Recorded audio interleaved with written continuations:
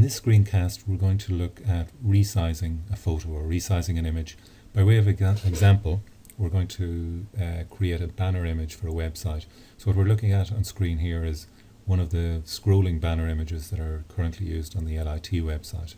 So let's push that out of the way and see how we would create a long, thin rectangle image like this for a website. So what we'll work with is this image here. It's an image that I like, nice shallow depth of field, nice soft background, and the camera is what jumps out at me. So I'm thinking here this might make a useful banner image for some sort of media site. So let's assume the required image dimensions are 1260 across by 240 down. That happens to be the required size for one of the WordPress themes. So let's assume we were working to that theme. So how would we convert this image here into a 1260 pixel across by 240 pixel down image? Well, let's look and see what size it is currently. If we can look at that by going up to the image menu. So image size, and we can see that it's 5616 pixels by 3744. So a lot bigger and deeper, if you like, as well than the type I'm looking for, the shape I'm looking for. So to make it the size I want, I'm going to use the crop tool. So we have all our tools down the left hand side here. This one here with the square with the overlapping corners is called the crop tool. If I click on that to activate it, I'm then going to, we'll just clear that. So let's say we're using this for the first time. I would type in my width here. So in my case, I want 1260 pixels. So I put in 1260 and I put in space px for pixels. For my height, I want 240 pixels. So I put in 240. And this time I'm not going to put in the space, I'll just put in px. And when I click on the next box, Photoshop is clever enough to know that I forgot the space, and it puts in the space between 240 and px for pixels. So I've got my width and my height, and we don't specify resolution, or it doesn't make any difference. There's no relevance to it when you're specifying pixels.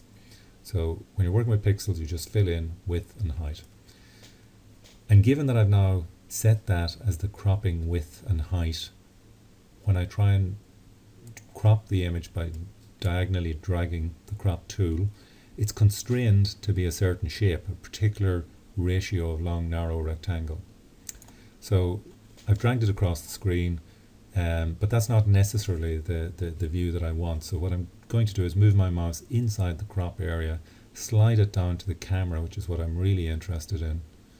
And we'll get about that much of the camera, and we'll maybe crop that. To apply the crop, I've got to go up here and select the tick tool here, which commits the current crop. In other words, it accepts that cropping shape. And when I do that, the image resizes down. Now it looks tiny here, but that's just relative to the very large image we had previously.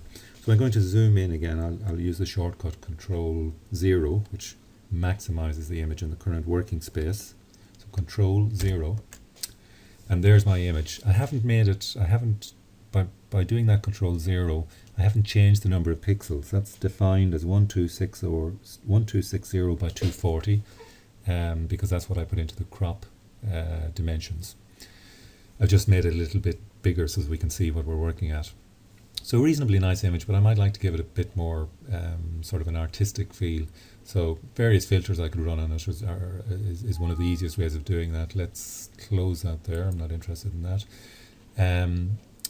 So I'm going to try and use one of the built-in filters. So I'll put an artistic glow on it. So I'll go into filter, and I go into artistic. Actually, not artistic. The one I'm looking for is, which one is it? Blur strokes, distort. It's distort actually. So filter, distort, diffuse, glow. And that gives it a sort of a glow effect. We see a close-up here of part of it on the left-hand side of the screen. There are parameters over here which we can adjust to change the effect, the degree of the effect that increases the graininess. I'm going to go with values that I sometimes use here, 4, 8 and 12, but you should experiment with ones to see how they work with your image. And we can slide over other bits of the image to see how it's working there. And I kind of like that glow effect on the right hand side there. It makes the people less recognizable, but you still have figures there, so there's action happening there. So I'm going to say OK to that with my 4, 8 and 12, which aren't particularly special figures. They're just, I think they work fairly well for this image. So I'll OK that, and the glow effect is now added to my image. I could leave it at that. I could add some text. Sometimes you see text in the banner image. But I think what I'll do is I'll add just 1 or 2 more effects. I'm going to add a lens flare, just to give it another little bit of, I suppose, artistic appeal. But again, artistic appeal is very subjective, so it's what works for me may not work for you, and vice versa. So this time I'm going to go into filter, and I'm going to use a thing called, where is it, under filter render, lens flare.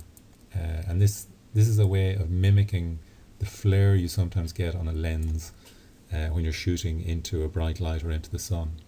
So there's a little crosshair over here, which I'm going to drag across. I'm going to make my flare occur over here where this chap was originally holding a cup of coffee. I have a setting here. This is the extent of the flare, if you like. I'm going to stick with around about 80% there. I'll apply that, and we see a little bit of flare coming up here, and we see some mirrored flare over here, which is the type of flare you'll sometimes get with a certain type of lens when shooting into a light. So I'd be reasonably happy with that as my banner design. I might want to put text on it. We might do that as a separate screencast. So for the moment I'll just save that. So I will go into File, Save As, and I'm going to save it as a JPEG file. I would use a meaningful name here. I might call this camera banner. And it's a good idea maybe to put the pixel dimensions as well, so that if you're looking at these afterwards you can figure out what size was this image here, or what size was it made in the editing process. So I'm putting 1260 x 240. Those were the dimensions I used when I cropped it. And it's a JPEG. I've gone for the JPEG option. So I'll save. When you save in JPEG, you are prompted for a quality setting. Higher quality to the right means larger file sizes. Lower quality to the left means smaller file sizes.